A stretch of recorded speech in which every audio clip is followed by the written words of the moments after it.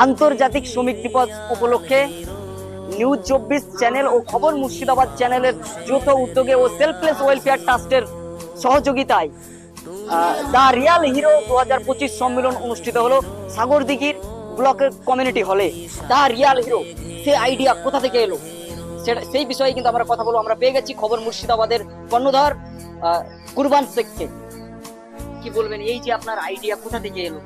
Idea বলতে আরিফ হোসেন এবং আমি একদিন বসে আমাদের সাগরদিঘি ময়দানে এসের ময়দানে বসে গল্প করছি। আরিফ হোসেন বলল যে কুরবান ভাই এমন কিছু অ্যাওয়ারনেস প্রোগ্রাম করা যাক, যেটা কি করা যায়। আমি বললাম যে দেখুন ভাই, সমাজে সম্মাননা নেওয়ার জন্য মানুষ অনেক কিছু করে। তা আমি বললাম যে সাগরদিঘিতে দ্য রিয়াল হিরো সম্মাননা 2025 করা হোক। কারণ দ্য রিয়াল হিরো সম্মাননা, যে আমরা দ্য রিয়াল হিরো সমাজে কাদেরকে বলবো। দেখুন, সমাজে কিন্তু কৃষকদের অবদান কিন্তু কম নেই। আজকে সমাজের মেরুদণ্ড বলতে পারেন, তাদেরকে কিন্তু আমরা মূল্যায়ন যতটা পাওয়ার ততটা দেই না। আজকে সেই সব ব্যক্তিত্বকে আমরা আজকে অ্যাওয়ার্ড তুলে দিলাম।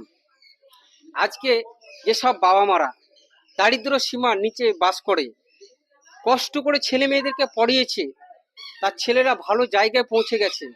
কেউ মাস্টার, কেউ উকিল, কেউ ভালো বিভিন্ন জায়গায় পৌঁছে গেছে। সেই সব বাবা মাদেরকে তার ছেলেরাও কিন্তু সমাজে মূল্যায়ন পেলেও তার বাবা মাদেরকে কিন্তু মূল্যায়ন দেওয়া হয় না, তাদেরকে ভুলে যায় মানুষ।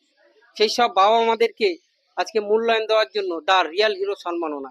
কারণ তার বাবা মারা তার ছেলেদেরকে মূল্যায়ন দিয়েছিল বলেই আজকে ভালো জায়গায় পৌঁছে যেতে পেরেছে, সম্মানীয় জায়গায় পৌঁছে যেতে পেরেছে। কতজনকে অ্যাওয়ার্ড দিলেন? আজকে 100 জন ব্যক্তিত্বকে অ্যাওয়ার্ড দিলাম।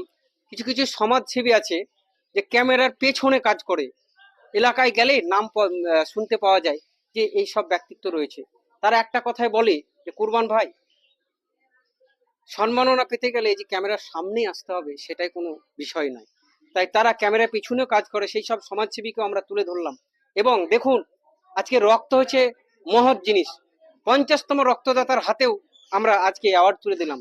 দেখুন, একবার দুবার নয়, 50তম।